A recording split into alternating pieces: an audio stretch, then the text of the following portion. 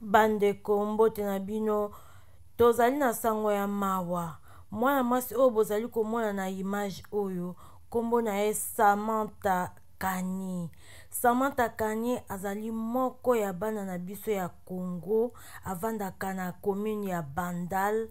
Ye azali na TikTok na ye penza oyo azana ba abonné ebele balandaka ye, donc akoma kosala na ye mwa succès na ye na TikTok ndenge kaka bino mo boyebi bana na biso baza kose débrouiller balingi kotika te bazolanda pe lokolo pe ya bana mosusu po bango pe bakoka pe kobima pe kozwa mwa quelque chose na kati na réseaux sociaux. Kasi komona oyo ekomeli mwana na biso ezali pasi pe mawa, mwana auti kotika biso na minute nazoloba na bino corps na ye ezali na morgue bandeko na ngai. Pona nini mwana akufi? Mwana akufi pona ba empoisonné ye bandeko na ngai. Poison ekomi eloko pamba na mboka na biso Congo bandeko. Ba empoisonné mwana mwasi o Samantha mwasi kitoko. TikTok na ye kombo nango La peau noire est belle, je crois. La peau noire est belle.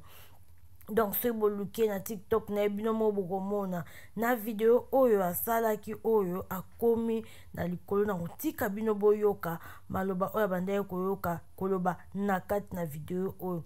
Ezali pasi pe mawa komona ba jeune fille kitoko boye, ba jeune fille baza kokende kaka boye bandeko na ngai, ba jeune fille baza kokende kaka boye pona jalousie, pona zuwa oyo ekoti na kati na Congo nazoyeba te.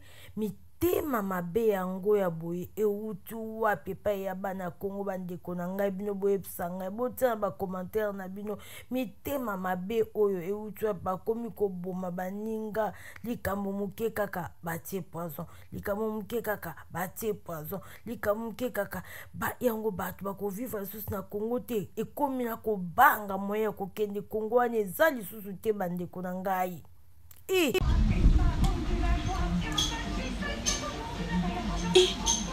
Nakomi quoi? Ils ont bien gagné.